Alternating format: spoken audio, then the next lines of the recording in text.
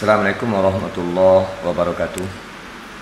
Baik, kali ini ada pertanyaan yang dilangsungkan kamu sepanjang yang Bu tahu dan sepanjang yang Bu pahami, Ambo jawab karena pertanyaan itu lewat DM. Yang pertama yang ditanyakan tentang masalah kitab Al-Hikam. Supaya kita ketahui, kitab Al-Hikam adalah kitab yang dikarang oleh Ibnu Athaillah As-Sakandari. Beliau dilahirkan di Iskandar, Mesir, yang mana ayah beliau sezaman dengan Abu Hasan As-Sizili, pendiri Tariqah Siziliyah. Maka oleh karena itu dalam kajian kitab Hikam itu adalah kajian tentang masalah ilmu tasawuf, di mana di sini dimulai daripada orang si salik atau orang yang berjalan kepada Allah Subhanahu wa taala, bagaimana memahami konsep-konsep tauhid yang sempurna, dan bagaimana praktek dalam ibadah, dan bagaimana memandang pandangan keperluan itu sendiri. Artinya kalau kita baca kasih Burhanuddin, adalah Burhanuddin mengkaji itu.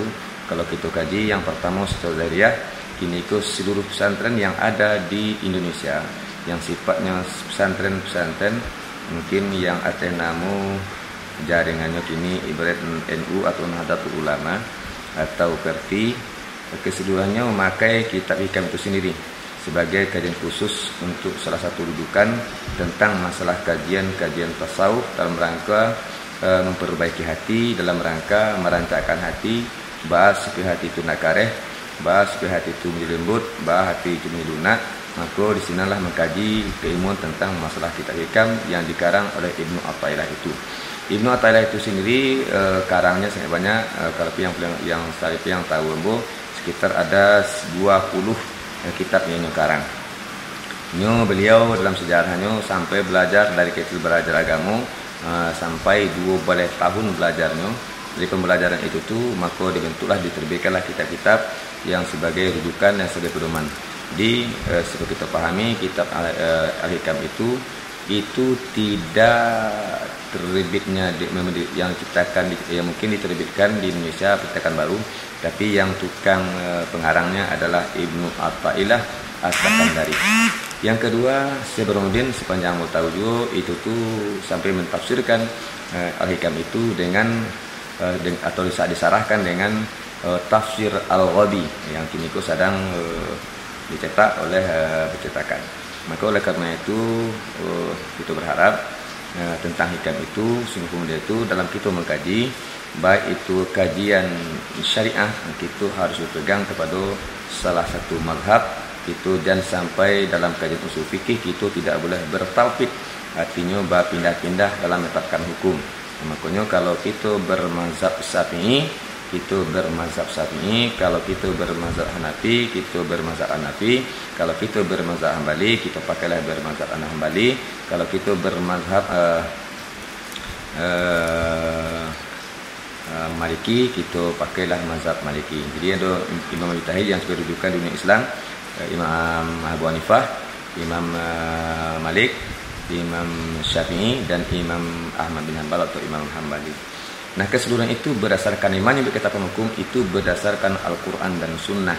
Sebab ketetapan yang ditentukan itu, makanya kita balik kepada tentang hukum-hukum itu sendiri kepada sesuai dengan Al-Quran dan Sunnah. Sampai Imam Syafi'i pun mengatakan kalau ada hadis sahih itulah mazhabku. Nah, keseluruhan itu telah dipisahkan nama yang sahih dan hasan sahih, nama yang dipakai sehingga ada namanya dalam Imam Syafi'i itu kata jadid, sehingga ada kata kadim. Artinya ada kata yang dahulu, ada yang kata kemudian.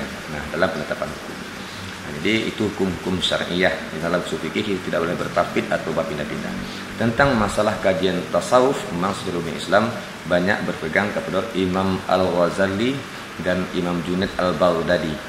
Nah, tapi sungguh kemudian itu selagi tasawuf itu mengarah kepada jalan kebenaran, jalan menuju Allah Subhanahu wa taala, supaya kita mengenal kepada Allah Subhanahu wa taala, kita pahami sebab kajian tasawuf itu tidak bisa cuman diungkapkan dengan kata-kata, tidak bisa diungkapkan dengan perkataan, tetapi dia laksanakan dengan praktek ibadah. Sebab tentu mana kaji dewa kalau tidak ada praktek ibadahnya, maka secara hukum itu batallah kajian tasawuf itu sehingga kita sama dengan muta. Ibaratnya kalau ibaratkan kita ke Jakarta bisa balik hari dengan muta. Tapi dalam prakteknya bersebut enggak ada kita tentang rasu sebenarnya, tentang rasio itu. Kalau enggak berarti otak orang yang kita otakkan. Jadi kalau ibaratkan dulu kaji orang yang kita baca, sementara kita sendiri tidak paham, sehingga bongkok-bongkokkan dengan apa kepikiran, sehingga kita sabui-sabui dengan kalamat pari awak saya. Jadi artinya tibalah kita mandongan, tiba kita rasukan ba'abana dan sebenarnya dalam kajian itu ia dipraktekkan dalam syariat sehingga bersebut dewa hakikat yang sebenarnya siapanan di dewa itu dan siapawan Allah Subhanahu wa taala. Yang ketiga adalah tentang masalah akidah. Akidah tauhid itu merujuk kepada Imam Abu Hasan Asy'ari atau Imam Al-Maturidi. Jangan sampai kita jadi mujassimah, artinya menjadikan Allah tubuh, atau kita dengan Jabariyah yang segala Tuhan, artinya tidak ada alam, tidak ada manusia, Allah semata-mata, atau kita dikatakan dengan Qadariyah yang menggambarkan Allah awak lapek awak sedunia setelah Allah bagi kita sifat hayat ilmu kudrat idrak semua besar kalam yang Allah ayat Allah semata-mata yang digihkan kepada kita lah, kita yang hidup, kita yang tahu, kita yang kosong, kita yang berkandak, kita yang meniyat, itu yang mengatur. Nah, kalau itu yang terjadi, maka itu Qadariyah seluruhnya paham seperti itu adalah paham-paham yang bahaya. Itu yang ditantang dan dilawan oleh Abu Hasan Asy'ari dan Al-Maturidi. Nah, itu yang kembangkan sampai kini yang dijadikan paham Ahlus Sunnah wal Jamaah. Itu kembali kepada akidah 50 tentang sifat ketuhanan, sifat yang mustahil dan sifat yang harus, sifat yang wajib pada Allah, mustahil pada Allah, dan satu yang harus pada Allah. 41, 20 yang wajib, 20 yang mustahil, satu yang harus, yaitu menjadikan alam termasuk menjadikan kita harus. Sementara 4 yang wajib pada Rasul, 4 yang mustahil pada Rasul, satu yang harus. Nama apa yang wajib pada Rasul? Sidik, tabligh, amanah, fatanah, sabar, ila khusyuk, tawaduk. Sidik, tabligh, amanah, fatanah. Sementara yang mustahil kizib, kitman, khianat, baladah. Sementara satu yang harus adalah sifat a'rad basariyah, sifat kemanusiaan, itu sifatnya harus. Nah, itulah tentang masalah kajian itu. Maka salah satu paham di awal kajian hikam itu dalam beribadah kepada Allah Subhanahu wa taala, atau dalam sisalik orang yang berjalan kepada Allah Subhanahu wa taala, dibagi pada 3 pembagian.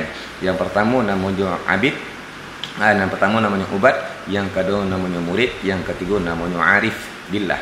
Nama dikatakan ubad adalah orang yang beribadah semata-mata mengharapkan pahala, takut dia dosa, kepengen masuk surga, takut dia neraka. Maka dalam pandangan tasawuf, dalam pandangan kajian tasawuf, itu tu dikatakan sio-sio. Dia kau dapat jangan sampai kita beribadah semata-mata pahala atau takut dia dosa, tetapi jadikanlah pahala itu, ibadah itu untuk mendikatakan mardatillah, sehingga kita dikakui oleh Allah sebagai Abdullah atau hamba Allah. Yang kedua adalah murid, adalah orang yang beribadah berkandak, sehingga kini berkandak ilmu, sehingga kini kau dinyatakan keluar, bisa taladiam, bisa makan kacau, semacamnya. Hal seperti itu dalam kita berjalan spiritual atau pandang batin, semacamlah itu akan sampai ketika kita berjalan hal seperti itu, kalau itu kita pakai. Tetapi itu pun dibatalkan dalam kajian tasawuf. Itu yang dikaji tentang masalah kita hikam. Yang selanjutnya adalah tentang masalah di awal kajian kita hikam itu. Yang kedua, yang ketiga adalah kajian tentang masalah arif. Siapa itu si arif? Adalah orang yang bermakrifah semata-mata beribadah itu, berubudiah itu semata-mata hanya mengharapkan mardatillah, menghambakan diri kepada Allah Subhanahu wa taala. Kalaupun sampai nanti makamnya makam yang tertinggi, artinya ketika tumbuh makam tahzib, artinya makam zukiyah, sehingga alam, lupa alam, yang dikatakan fana filah wa baqabillah. Nah, maka ketika itu, maka hal seperti itu adalah kurnia, nikmat, rahmat daripada Allah Subhanahu wa taala. Tapi sungguh pun orang yang seperti itu, kalaupun habis balik kepada sifat kemanusiaan, jadi manusia tetap berubudiah kepada Allah. Ketika fana, sehingga tinggal kembali kepada sempurna, maka inyo tetap melaksanakan syariat. Kalau tinggal wajib diqadha. Itu dalam kajian-kajian hukum fikih. Demikian saja. Assalamualaikum warahmatullahi wabarakatuh.